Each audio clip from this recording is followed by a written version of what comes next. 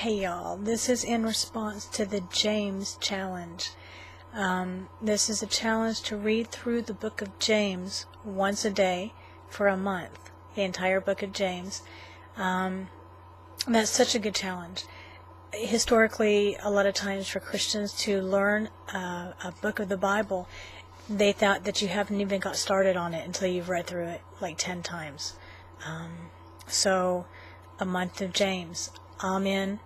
I exhort you guys to be in, and what you'll find is inexplicably Christians have to walk the walk.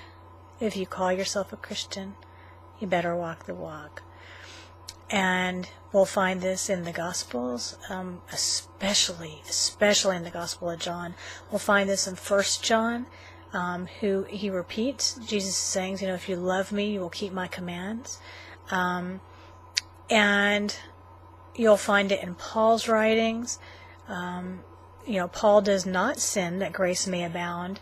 And in 1 Corinthians, where Paul says that to the Jew, he became a Jew that he might gain the Jews, and to them that are under the law, so that he might, gain them, and to those that are without the law, that he might gain them.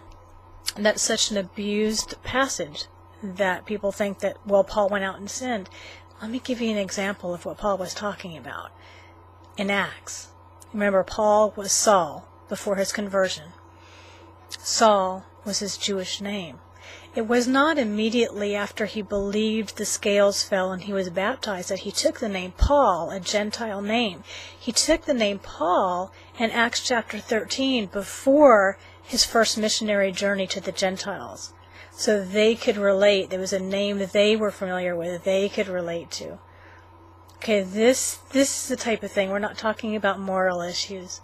So the book of James is fabulous because it really exhorts us to put feet to our faith and says, look, historically, this is what faith looked like. It wasn't just faith and then you go do what you want. It was faith and then you do what God calls you to do because you have the faith to do it. So I'm in for the book of James and exhort you to the James challenge. God bless and savor your Savior.